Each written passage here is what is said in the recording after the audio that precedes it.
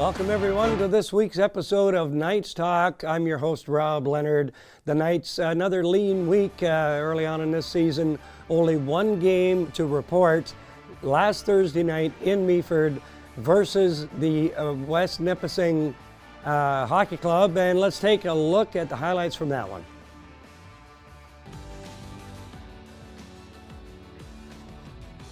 Now here comes Stevens again. Kyle Stevens. Shot. Score! Kyle Stevens. Stevens has been a force. But Meaford's had the better scoring opportunities, obviously. Here's Kanasmi. In over the line. Sets it up, scores! That's the third. What a blast. Number 11. Around there, I think he had an easy goal. He had a wide open net. And here's a chance the other way. Oh, what a shot! Are you kidding me? Off the stick of Lowry. Lowry gets in there, challenges his man. Hits McPherson. Puck bouncing. McPherson picks it up. Scores! Cole McPherson. And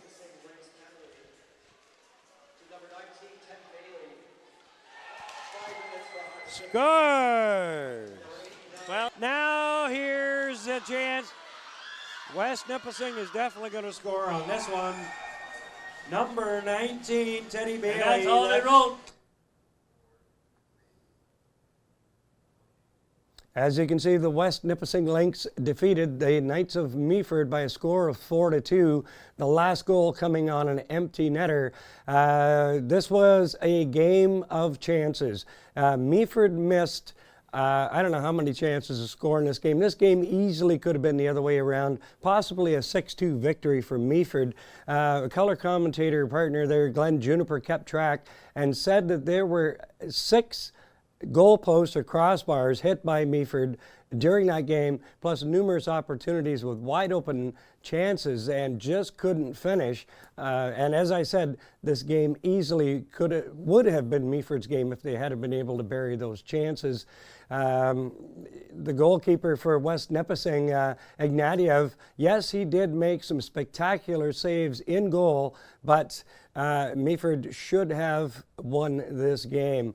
Cole McPherson scoring for Meaford in this one, as well as newcomer from Boston. Kid was on the show there a couple of weeks ago. He gets his very first goal of the season, Kyle Stevens. Congratulations to him. All right, so now let's take a look at the league standings. As it sits right now, New Tecumseth still undefeated at 28 points. Parry Sound with only 1 loss on the season, sitting at 25. Bradford Rattlers 10-5 at 20 points. And you take a look, let's take a run down, and we'll see Meaford sitting in 10th at 2-5. Ironically, this is where they were at this time of the season last year. Only 2 wins on the season.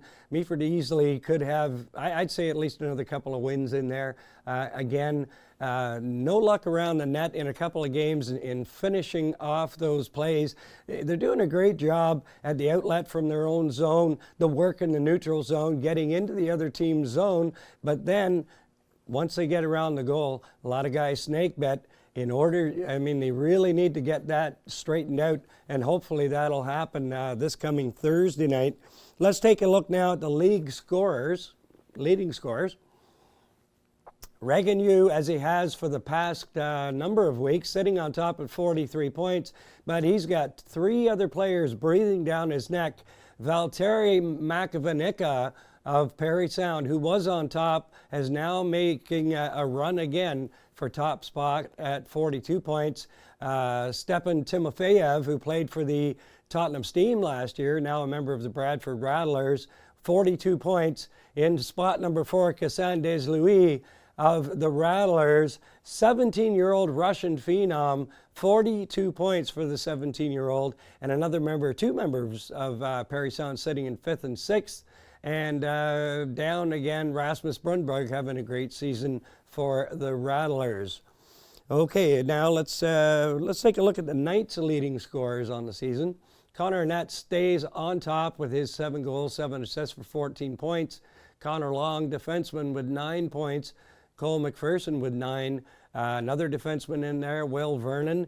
And Harley Haggerty sitting down there at 10th, another defenseman. So the defensive players on the Knights really adding to the offense on this team this year. All right, and let's take a look now at the upcoming games. This coming Thursday night, Rogers, we will be there. Seguin will be in Meaford. The Huskies, Meaford and Seguin played earlier this year with Seguin coming out on top by a score of 7-2. And Meaford looking to exact some revenge. Let's hope that Meaford can fix those problems that they've got right now at the finish around the goal and see if they can put a few in on the Huskies. Now, we've got Saturday, October 29th in Parry Sound. That's going to be a tough one. Parry Sound sitting in second spot at this point. Again, I can't emphasize enough, the Knights really need to sort out the problems around the goal, burying those goals, because they really made Ignatiev look good with those 51 shots, a lot of them coming from the outside, and not criticizing the Knights by any means. They got a ton of talent there on that team, and it would be really nice to see them get rewarded for all their hard work. Now, the Knights have got a couple of exciting announcements coming up. I know what they are, but I'm not allowed to tell anybody because they haven't announced them yet. So everybody keep their eyes and ears open, and check out the Knights of Meaford Facebook page, and I'm sure you'll be able to find out what's going to happen. Hopefully be announced sometime today or tomorrow, these two amazing announcements that are coming up for Meaford. So now it's time for Meet the Knights. And we have Western Canadian boy Harley Haggerty on Meet the Knights. Harley,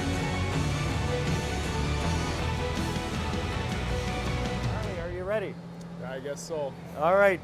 On a sinking ship and you're bailing to save your life, which teammate would you want bailing with you? I'd have to say probably Gus Heath. Really cool guy. I think he'd help me out. Okay. Favorite pregame meal? Probably pasta. Never go wrong with Subway or anything though. Okay. PS4 or Xbox? I'm an Xbox guy. All right. Pre-game rituals, do you have any? The only one I really got is I shower before every game in the locker room before we go on the ice for warm-up. All right. And what do you do when you're not playing hockey? This year I'm actually taking college online. And in the summertime I'm mostly working, but right now it's kind of work, hockey, and going to school. Okay. If you could choose one CD, which one would it be? Oh, probably Florida Georgia Line's last album. Okay. Yeah. If someone plays a gag on you in the dressing room, which teammate would you suspect? That's a tough one. It could be a lot of guys. If I had to pick one, it's probably Connor Long. Connor Long? Yeah. Okay. And last but not least, anyone you'd like to say hello to? Yeah, I'd like to say hi to all my family back in Alberta. And yeah, thanks for watching. And we want to thank Harley Haggerty for taking the time to do that segment with us. Now, a couple of things I want to touch on.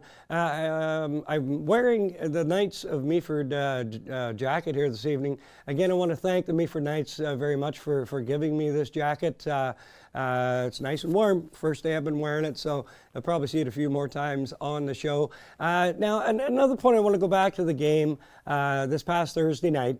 I believe it was at the end, near the end of the first period, possibly in the second period. Something I had never seen before in all my years of watching hockey or being involved in the game. And Meaford was given I thought it was a 5-minute major at the time, but it actually was a 5-minute major for slashing that went to Carson Latimer.